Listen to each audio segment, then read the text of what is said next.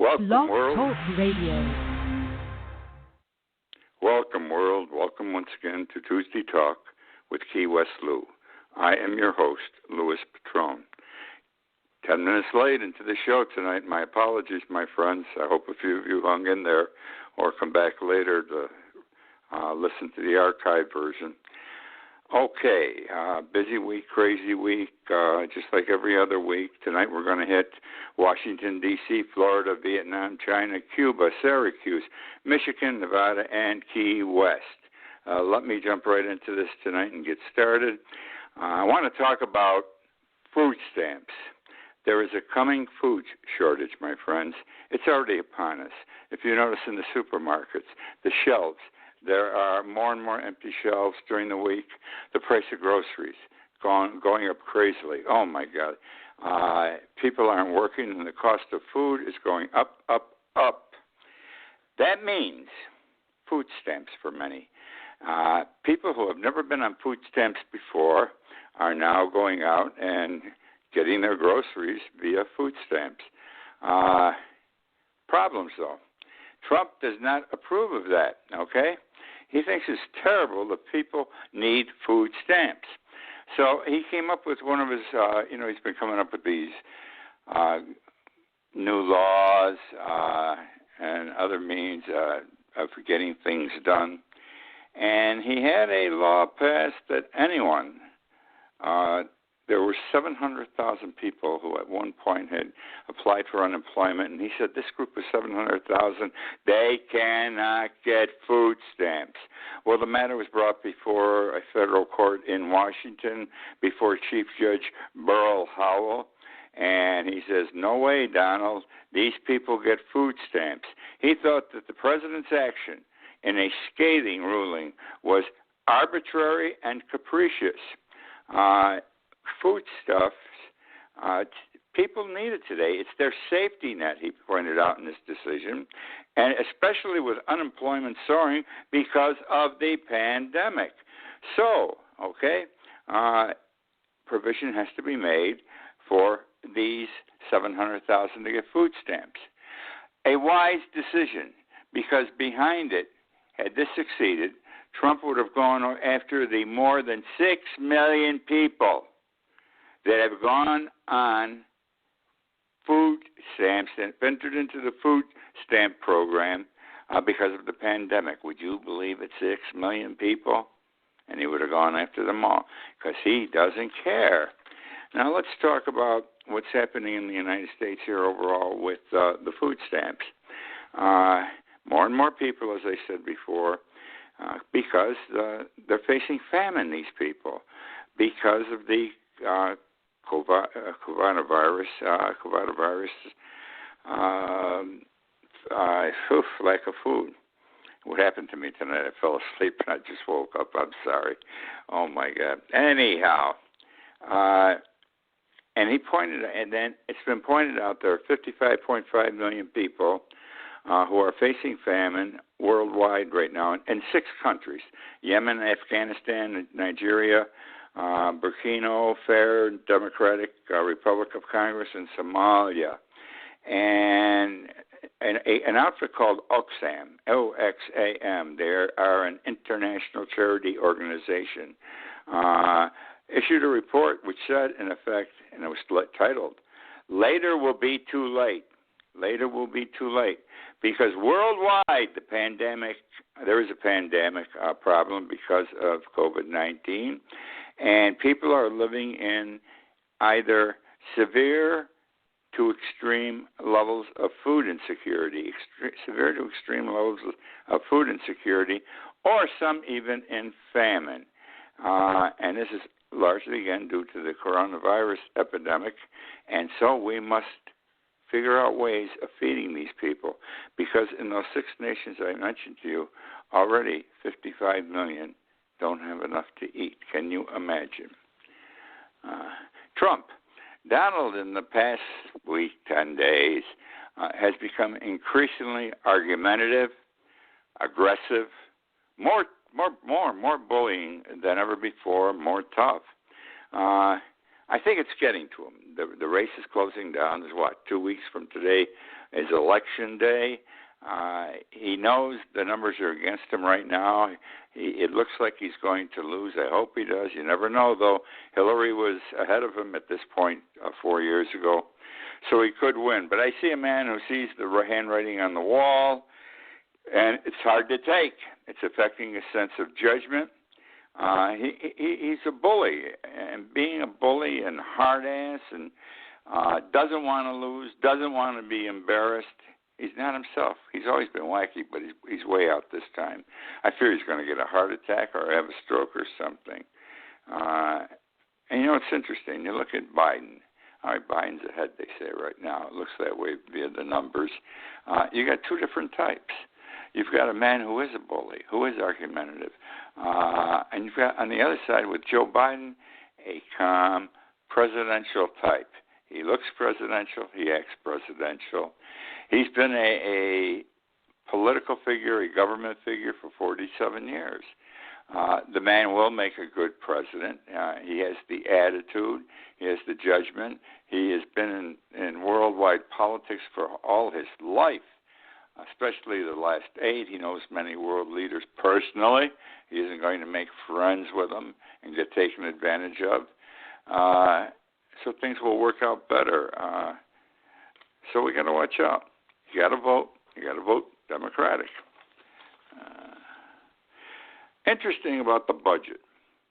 This past weekend, it became a major announcement in the United States that our budget deficit exceeded $3 trillion, a record number, $3.1 trillion. Never before were we in debt $3.1 trillion. That's a big number. Now I'm going to share with you two interesting things that you probably don't know. I didn't know.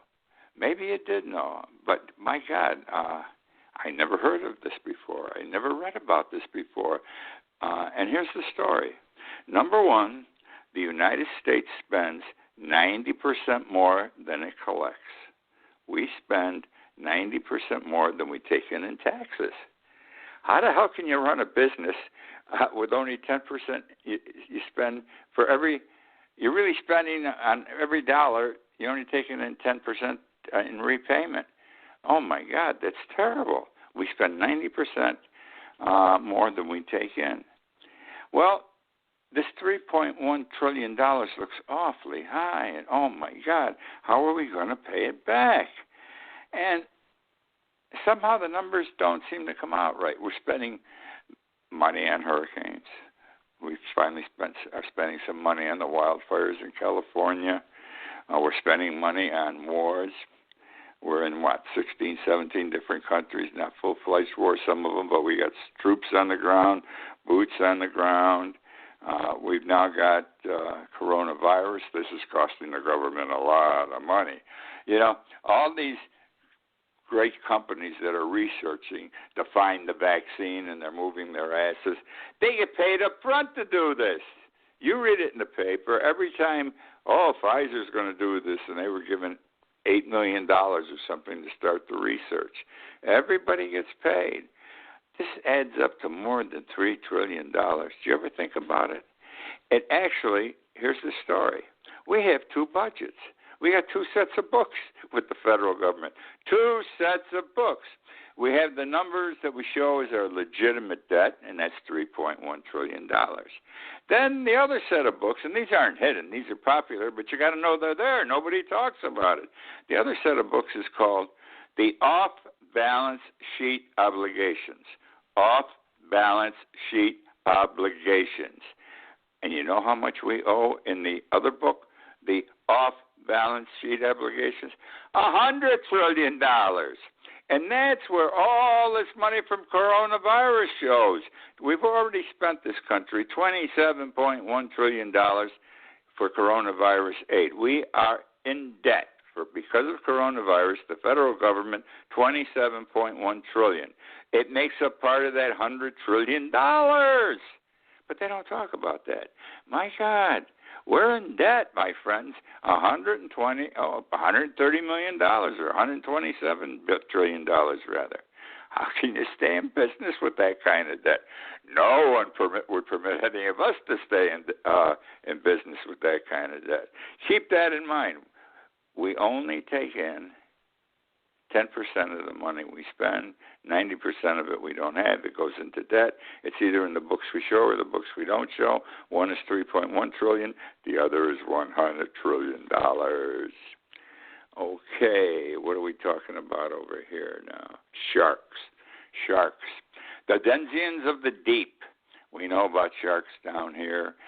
In the summertime, you can, on the Atlantic seaboard, our sharks are generally up around the Cape Cod area, thousands of them. But they go south for the winter, and they come down to the Keys.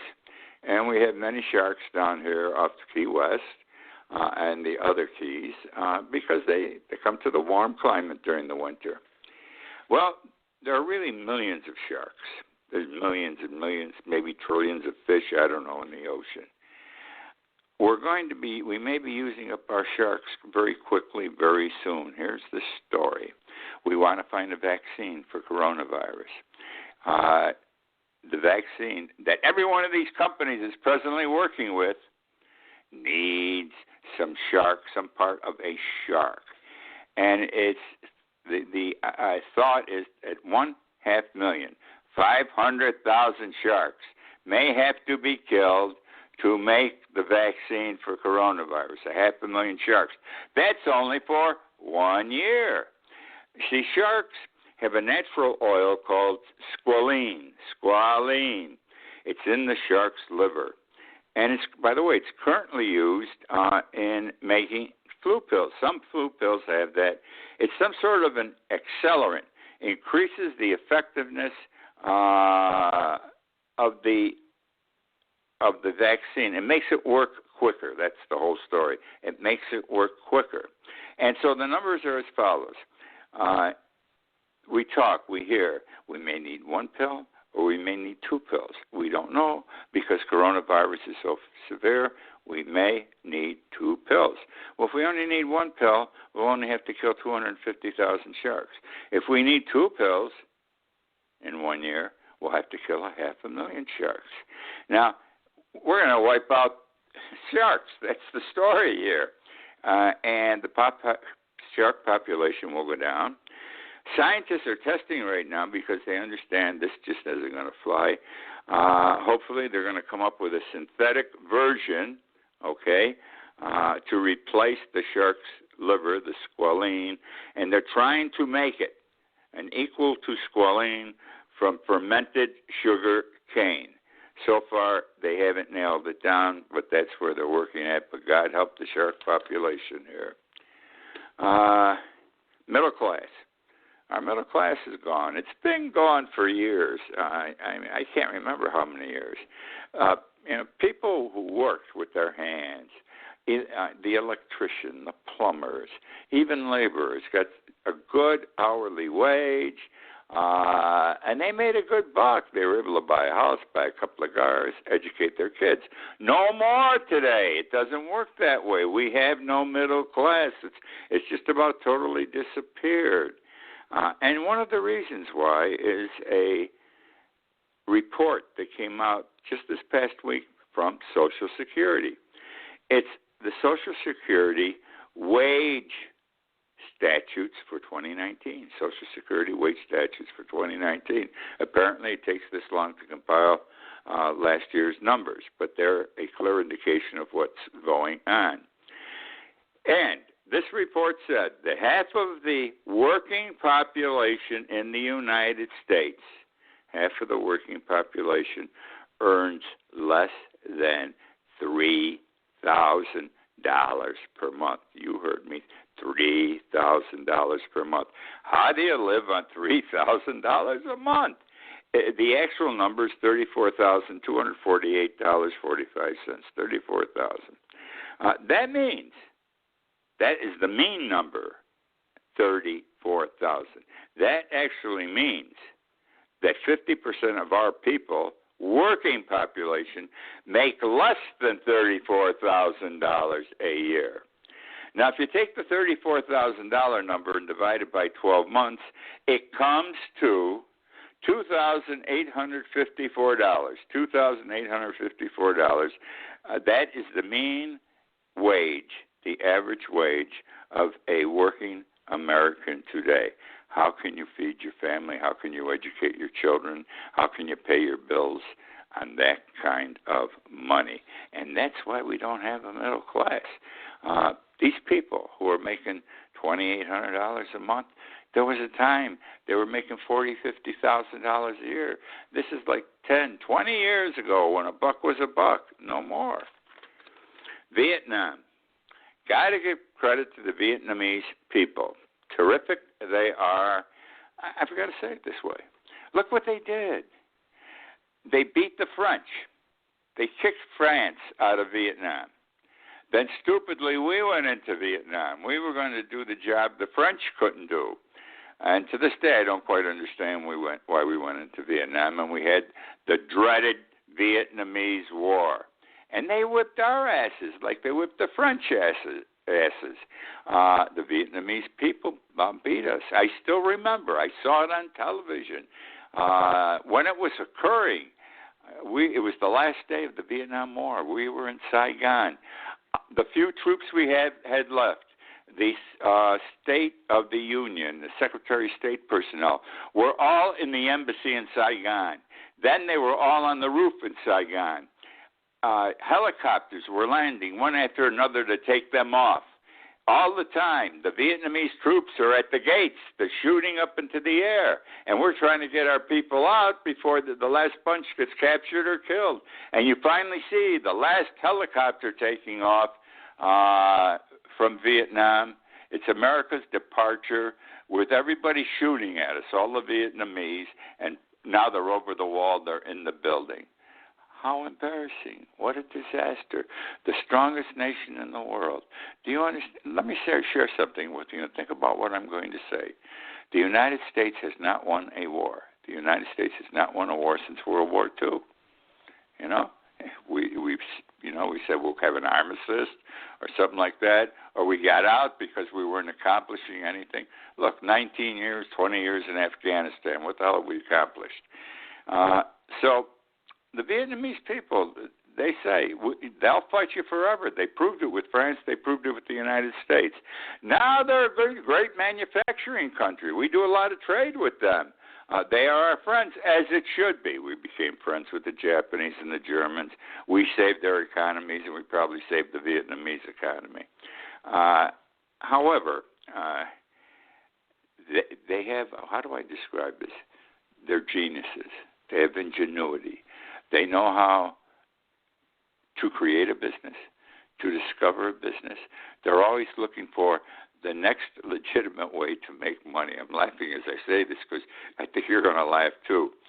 The police recently raided a place in Vietnam, and you know what they found? They found 320,000 used condoms. Used condoms, not new condoms, used condoms, 320,000. Turns out there are companies in Vietnam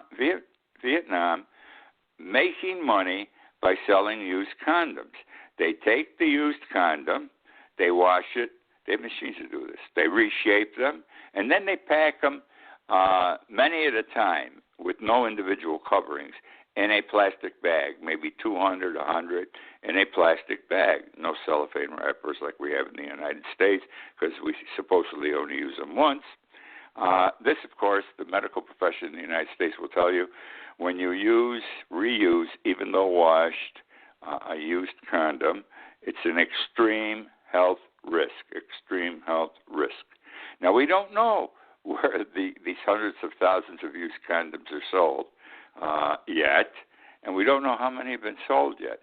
But it is becoming, and now it's under police scrutiny, they may kill it, it was becoming a major Vietnamese business. Some people are wealthy. They're born to wealth. And if you look closely, you'll find at some point in their family history, a father, a grandfather, made the family fortune based upon criminal activity.